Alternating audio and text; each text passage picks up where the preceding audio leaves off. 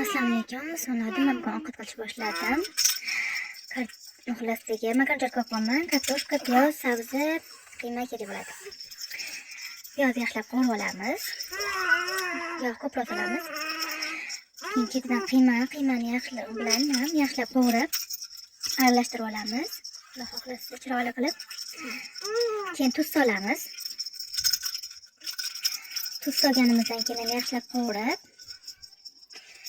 aralashtirib, keyin kartoshka sabzilarimizni solamiz. Ularni ham yaxshilab qovurib aralashtiramiz. Yaxshilab qovurib olamiz. Ko'proq qovurish kerak. 5-10 minut yaxshilab qovuramiz. Ko'proq qovurib turamiz. Keyin tomat solamiz. Oz tomat solaman. Tomatim mana. Tomat solamiz. Uni ham yaxshilab aralashtiramiz. Ko'proq yana 1-2 minut qovuramiz. Tomat solganimizdan keyin yaxshilab qovurib, keyin biz makaron solamiz. Mana men bunaqa makaron soldim. Xohlagan makaron solsa bo'ladi. Makaron solib, yana 1-2 minut aralashtirib, qovurib, keyin suv solib,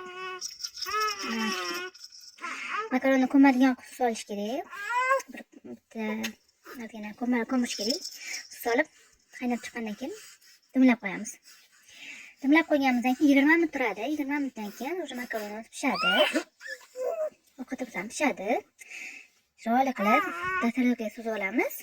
Tamom, mazali ovqatimiz tayyor.